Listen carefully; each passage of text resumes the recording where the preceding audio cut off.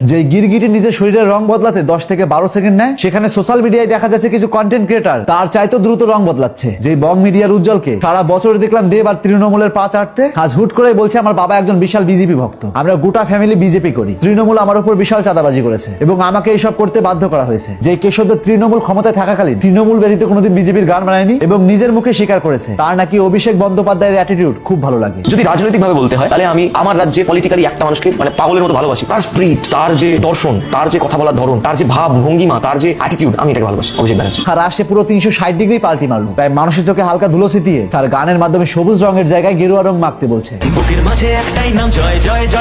যে রাস্তিয়া দুষ্টুর মতো সাফরি কন্টেন্ট ক্রিয়েটাররা তাদের কন্টেন্ট ক্রিয়েশনের জীবনে কোনোদিন বিজেপি ঝান্ডা ধরেছে কিনা সন্দেহ, কিন্তু যেই মুহূর্তে বিজেপি জিতে গেল ঠিক তখন বিজেপি ঝান্ডা ধরে ভিডিও করলো। বিশ্বাস করুন, আমি আপনাকে 100% গ্যারান্টি দিয়ে বলতে পারি, যদি বিজেপির পরিবর্তে তৃণমূল জিতে যেত, এরা একবারও তৃণমূলের ঝান্ডা ধরতে দুবার ভাবতো না। এখন হয়তো এই ভিডিও দেখে অনেকেই বলবেন আপনিও তো তাদের মধ্যে একজন যে পাল্টে খেয়ে যাচ্ছেন। চলুন এই উত্তর দেওয়ার আগে আমার কিছু ভিডিওর ডেমো দেখাই। আমাদের পশ্চিমবাংলায় সরকারের দেওয়া কিছু বেকার জিনিসের নাম শুনবেন। লক্ষ্মীর ভান্ডার প্রকল্প, এই প্রকল্প দিয়ে সরকার ইনডাইরেক্টলি বোঝাতে চাইছে স্ত্রীদের ভরণ পোষণ বা হাত খরচ কোনো স্বামী দেয় না। লোকে বলছে উন্নয়ন উন্নয়ন, কিন্তু এই উন্নয়ন সারা বছর নয়, বরং কেন এই উন্নয়ন তখনই হয় যখন ভোটের দিন উদয় হয়। সরকারের নতুন নতুন প্রকল্প কেন তখনই চালু করা হয় যখন ভোটের সময় এসে যায়। একটা প্রকল্পের টাকা তখনই কেন বাড়িয়ে দেওয়া হয় যখন ভোট উপনীত হয়। আর আমাদের দেশের বাচ্চারা যাতে মেধা যাচাই না করতে পারে তার জন্য পাশ ফেলে তুলে দেওয়া হলো। শিক্ষার্থীরা যাতে বিগড়ে যায় তার জন্য তাদের হাতে মোবাইল ধরিয়ে দেওয়া হলো। আজ আমাদের স্কুল থেকে জুতা, জামা, সাইকেল, মোবাইল সবকিছুই পাওয়া যায়, কিন্তু একটা জিনিস পাওয়া যায় না, সেটা হলো শিক্ষা। তাই প্রত্যেকটা সাধারণ জনগণ একটা কথা সবসময় মনে রাখবেন, কিছু টাকা আর কিছু সাময়িক উন্নয়নের জন্য আপনার ভবিষ্যৎ প্রজন্মকে ধ্বংস করে ফেলবেন না। তো ভিডিওগুলো থেকে কি বুঝতে পারলেন? আমি সবাইকে ওপেন চ্যালেঞ্জ করছি, আপনি জাস্ট আমাকে আমার পাবলিক করা একটা পোস্ট বা ভিডিও দেখান যেখানে আমি বিজেপি, তৃণমূল বা অন্য কোনো পার্টি করি তা প্রমাণ করে। আমার 22 এপ্রিল করা এই পোস্টের দিকে একটু লক্ষ্য করুন। একটু থামুন, ভুল বাটন টিপছেন না তো? ভুলে যাবেন না 5 বছর দীর্ঘ একটা সময়, আপনার সন্তান এবং আপনার ভবিষ্যৎ উজ্জ্বল বা ধ্বংস করার জন্য যথেষ্ট সময়। সাময়িক কিছু আবেগ নয়, বরং ভবিষ্যতের কথা চিন্তা করে বিবেক থেকে বোতাম চাপুন। আজ রাজ্যে সরকারি স্কুল আছে, কিন্তু সেই স্কুলে শিক্ষা নেই। 14 এপ্রিল পোস্ট করি এই পোস্টটি।